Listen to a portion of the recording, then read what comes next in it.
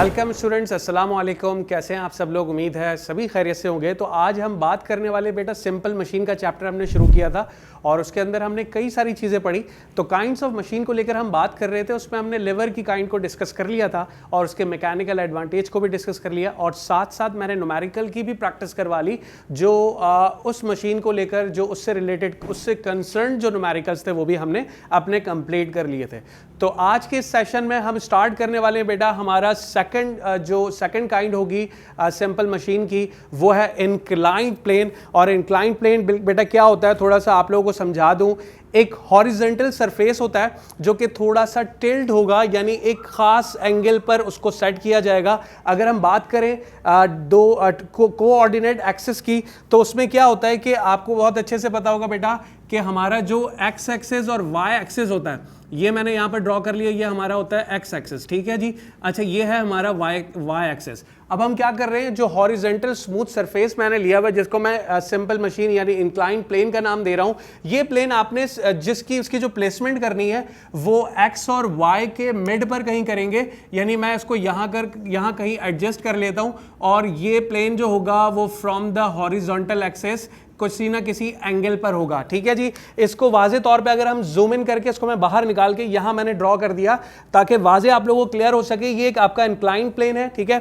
और जो हाइट, जिस हाइट पर ये मौजूद है वो मैंने यहां मेंशन कर ली है, उसे मैं रिप्रेजेंट कर रहा हूं स्मॉल एच से। और साथ ही साथ जिस ऑब्जेक्ट को हम बेसिकली जो कि हैवी ऑब्जेक्ट होगा उसको हम नॉर्मली वैसे नहीं उठा पाते, तो हम क्या करेंगे, अब उसको स्लाइड करवाएंगे ताकि हम इस सिंपल मशीन का बेसिक पर्पस समझ सकें। बेटा इस मशीन का जो इस्तेमाल होता है वो ये होता है कि हम हैवी ऑब्जेक्ट्स को लिफ्ट अप करते हैं, ठीक है।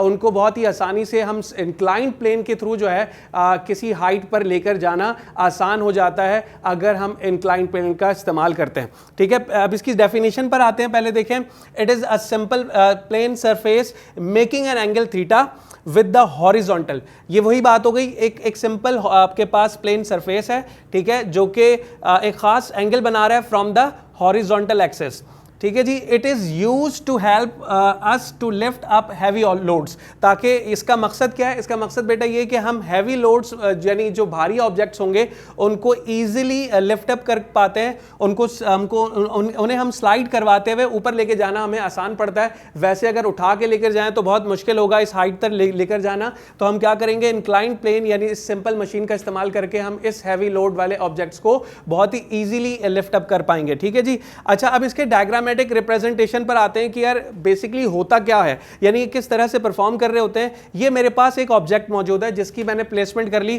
कहीं इंक्लाइंड प्लेन पर एक सेंटर पोजीशन पर, ठीक है जी। इस वक्त ये रेस्ट की हालत पर है, ठीक है जी। अच्छा, अब जो मैं फोर्स यानी जो मैं एफर्ट्स लगाऊंगा इस ऑब्जेक्ट को ऊपर ले जाने के लिए, उसकी डायरेक्शन किस तरफ होगी, वो एग्जैक्टली पैरेलल होगा, ठीक है, पैरेलल होगा उस सरफेस के जो कि इंक्लाइंड प्लेन वाला सरफेस है, ठीक है जी। आपने पी से रिप्रेजेंट किया जाता है एफर्ट को, पी जो है वो आपके पैरेलल हो जाएगा इंक्लाइंड प्लेन के, ठीक है। अच्छा, जब कोई ऑब्जेक्ट स्टेट ऑफ रेस्ट की हालत में होता है यानी रुकी हुई हालत पर होता है, तो उस पर through out in all direction किस किस टाइप की फोर्स लग रही होती है, वो हम उन फोर्सेस की भी बात कर लेते हैं कि इस ऑब्जेक्ट का वेट जो होगा वो डायरेक्टली डाउनवर्ड होगा, ठीक है। इस ऑब्जेक्ट का वेट जो होगा वो बेटा डायरेक्टली डाउनवर्ड होगा। अच्छा, अब दूसरी एक फोर्स जो कि एग्जैक्टली रिएक्शन वाली फोर्स होगी वो नॉर्मल टू द सरफेस होगी, यानी परपेंडिकुलर टू द सरफेस होगी। वो मैंने ऊपर की जानिब आपको यहां पर दिखा दी है वाज़े तौर पे और साथ में लिख भी दिया कि बेटा ये रिएक्शन फोर्स है, ठीक है जी। अच्छा, अब हम इस पे नहीं जा रहे कि यार कौन सी फोर्स किस फोर्स को बैलेंस कर रही है, हम इस पे नहीं जा रहे। हम सिंपल पहले ये समझ लेते हैं कि अगर एक ऑब्जेक्ट जो कि इंक्लाइंड प्लेन पर मौजूद है तो उस पर कितनी फोर्सेस एक्ट कर रही होंगी एट अ टाइम, वो 3 फोर्सेस हैं, ठीक है। मैकेनिकल एडवांटेज निकालने के लिए हमें इंक्लाइंड प्लेन को पहले एक खास इंक्लाइंड प्लेन के सरफेस पर मैंने इसको यहां पर प्लेसमेंट इसकी कर ली जो कि स्टेट ऑफ रेस्ट की हालत में है, ठीक है। Consider an object resting on an inclined plane, there are 3 forces acting on an object, यानी इस ऑब्जेक्ट पर लगने वाली 3 फोर्सेस होंगी।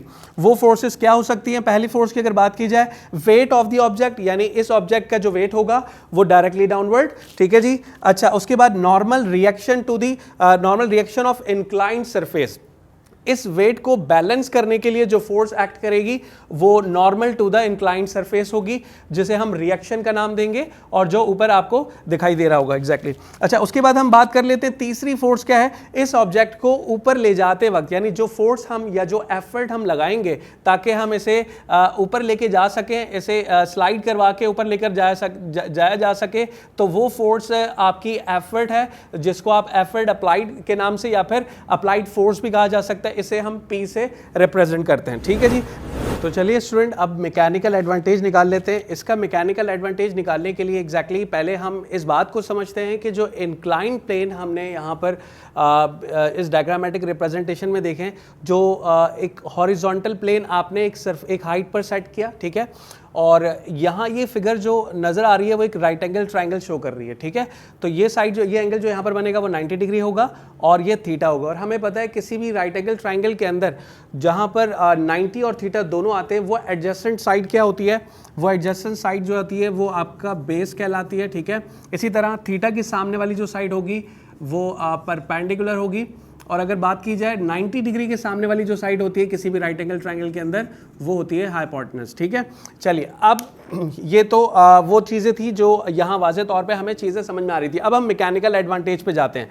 मैकेनिकल एडवांटेज के लिए हम सपोज कर लेते हैं कि हमारा इंक्लाइंड प्लेन जो है वो एक आइडियल सिंपल मशीन की तरह परफॉर्म कर रहा है। ठीक है जी, तो मैं बात कर लेता हूँ यहाँ पर, देखें यहाँ पर हम मैकेनिकल एडवांटेज निकाल रहे हैं और हम सपोज कर लेते हैं कि जो हमारा इंक्लाइन प्लेन है वो एक ideal machine, ideal simple machine की तरह परफॉर्म कर रहा है, यानी उसकी एफिशिएंसी जो है वो 100% है। ठीक है जी, तो क्या होगा कि इस बात के बाद हमें ये बात क्लियर हो जाती है कि इस सूरत में जब एफिशिएंसी आपके पास 100% होती है तो आपका इनपुट जो होता है वो बराबर हो जाता है आउटपुट के। चलिए, अब इनपुट क्या होगा, यानी आप जिस ऑब्जेक्ट को मूव करवा रहे थे, इस ऑब्जेक्ट को मूव कराने के लिए जो हम एफर्ट्स अप्लाई कर रहे थे वो हो जाएगा हमारे लिए इनपुट। ठीक है, तो आप क्या लिखोगे, एफर्ट, और यानी जितना डिस्टेंस आप ट्रैवल कर रहे थे जिस सरफेस पर, उससे हम मल्टीप्लाई कर देंगे, तो ये हमारा क्या हो जाएगा, डिस्टेंस मल्टीप्लाई बाय एफर्ट, या एफर्ट मल्टीप्लाई बाय डिस्टेंस जो है वो आपका इनपुट हो गया। आउटपुट हम कैसे निकालेंगे, आउटपुट निकालने के लिए यानी जिस ऑब्जेक्ट को मैं बेसिकली लिफ्ट अप कर रहा हूँ, यानी जिस ऑब्जेक्ट को मैं मूव करवा रहा हूँ एक हाइट पे लेके जाने के लिए, यानी उसका वेट आ जाएगा। ठीक है, इस वेट को हम मल्टीप्लाई कर देंगे उस हाइट से कि मैं कितनी हाइट पे लेके जा रहा हूँ। ठीक है, तो इसको मैंने इस हाइट से मल्टीप्लाई कर दिया। अच्छा, अब हम इनके सिंबलिफिकेशन जो भी है वो यूज़ कर लेते हैं। एफर्ट के लिए हम P से रिप्रेजेंट करते हैं, जबकि हमें पता है डिस्टेंस जो मैंने यहाँ पर शो किया हुआ है वो मैंने यहाँ शो किया स्मॉल l से, तो यहाँ स्मॉल l आ जाएगा। अच्छा, उसके बाद जो है वेट के लिए हम क्या करते हैं, बेसिकली वेट के लिए जो हम सिंबल यूज़ कर रहे होते हैं वो W यूज़ करते हैं, जबकि हाइट जो हमारे पास यहाँ पर यूज़ हो रही है वो स्मॉल h से हो रही है। अच्छा, अब उसके बाद आप क्या करेंगे, देखें अब यहाँ पर अगर आउटपुट डिवाइड बाय इनपुट करने के लिए वेट को आप यहीं पर रहने दें, एफर्ट दूसरी तरफ जाके वो आप डिवाइड करा दें, और h को इस जानिब लाके डिवाइड करा दें। देखें, वेट को मैं यहीं पर रहने दे रहा हूँ, मल्टीप्लाई बाय h। ठीक है, मैंने क्या किया, यहाँ से P को वहाँ ले गया और वहाँ जाकर मैंने डिवाइड करा दिया, और ये h जो यहाँ मल्टीप्लाई हो रहा था इसको यहाँ ले आऊँगा तो वो इस तरफ आके क्या हो जाएगा, डिवाइड हो जाएगा। ठीक है जी। अच्छा, देखें ये आपके पास एक मैकेनिकल एडवांटेज यहाँ से आपका बनता हुआ आ रहा है। अच्छा, अब हम मज़ीद इसमें क्या कर सकते हैं, जब हमने राइट एंगल ट्रायंगल की बात की तो हम यहाँ से जो है वो ट्रिग्नोमेट्रिक रेशो के हिसाब से ये थीटा निकाला जा सकता है। ये थीटा कैसे निकलेगा, उसके लिए आपने क्या करना होगा, थीटा हम यहाँ निकाल लेते हैं। देखें कौन सी साइडें आपको मिली हुई हैं, यहाँ पर एक तो हाइट है जो एग्जैक्टली हम वेट को लेकर इस हाइट पे लेके जा रहे हैं, तो हाइट जो है वो नोन है। इसके अलावा वो डिस्टेंस होगा इंक्लाइंड सरफेस का, वो भी आपको मिला हुआ है। तो आप क्या करोगे, कौन सी दो साइडें यूज़ करने वाले हो, परपेंडिकुलर अपॉन हाइपोटेनस। तो ये कौन सा ट्रिग्नोमेट्रिक रेशो होता है, साइन थीटा। एग्जैक्टली बेटा, साइन थीटा जो है वो परपेंडिकुलर अपॉन हाइपोटेनस के बराबर होता है, तो आपने लिख दिया परपेंडिकुलर अपॉन हाइपोटेनस। उसके बाद हम क्या कर सकते हैं, साइन थीटा आ गया। ठीक है जी। अच्छा, अब परपेंडिकुलर की जगह पर क्या करूँगा, हाइट आ जाएगा, और हाइपोटेनस की जगह पर क्या आ सकता है, ये डिस्टेंस आ जाएगा जिसे आपने स्मॉल एल से रिप्रेजेंट किया।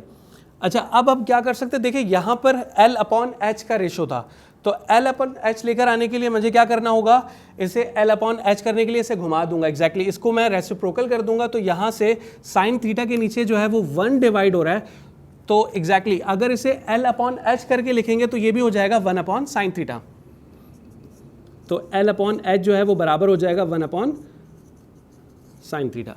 तो आपका मैकेनिकल एडवांटेज जो है वो यहाँ से आ गया। अब हम क्या कर सकते हैं, L अपॉन एच की जगह पर क्या लिखा जा सकता है, 1 अपॉन साइन थीटा। तो नेक्स्ट स्टेप के अंदर मैंने यहाँ लिख दिया मैकेनिकल एडवांटेज जो है वो हमारा आ गया weight upon effort is equal to 1 upon sine theta, 1 upon sine theta. ठीक है जी, ये है आपका इंक्लाइन प्लेन का मैकेनिकल एडवांटेज। ठीक है, अब आपने देखना होगा कि न्यूमेरिकल में जहाँ पर सिर्फ और सिर्फ हमें एंगल निकाल के देना होगा तो हम क्या करेंगे, मैकेनिकल एडवांटेज की जगह पर यानी 1 अपॉन साइन थीटा लिखेंगे, और जहाँ पर आपको लोड और एफर्ट का रेशो निकालना होगा तो वहाँ पर आपने लोड और एफर्ट वाले मैकेनिकल एडवांटेज को यूज़ करना है। चलिए, आज के इस सेशन को हम यहीं तक रखते हैं। इंशाल्लाह नेक्स्ट सेशन के अंदर हम इससे रिलेटेड जो इससे कंसर्न न्यूमेरिकल्स हैं वो डिस्कस करेंगे। तब तक के लिए अपना बहुत सारा ख्याल रखिएगा। अल्लाह हाफ़िज़।